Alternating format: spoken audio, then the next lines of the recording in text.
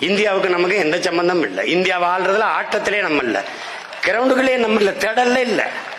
அது வேற நின்ன சின்னத்தை எடுத்துக்கிட்டு மைக்குன்னு ஒரு டொய்க்க கொடுத்தான். இந்த மைக்கும் இல்லை. அது அங்க போய் பார்த்தா சீப்பு மாதிரி இருக்கு, தலைவார சீப்பு மாதிரி இருக்குது.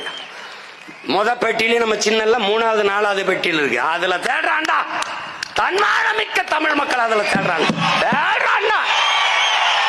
எங்கே எங்கடா என் மகன் சீமானுடைய சின்னம் எங்கடா, மைக் எங்கடா, எத்தனாவது பெட்டியில, எத்தனாவது ஒத்த ரூபாய் போட்டு கொடுக்கலடா.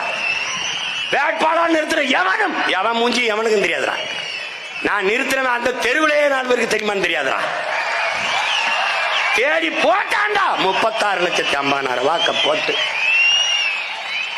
என்னென்ன இடையூறு. என் மைக்கு பக்கத்துல இந்த விவசாயி சின்னத்தை வைப்பான், அவன் சீமானுக்கு போடுறோம்னு நினைச்சு போட்டான், அதுல 1,00,000 ஓட்டு போச்சு. இதையெல்லாம் தாண்டி வெல்வதற்கு பேர் தாண்டா புரட்சி. அதான் புரட்சி.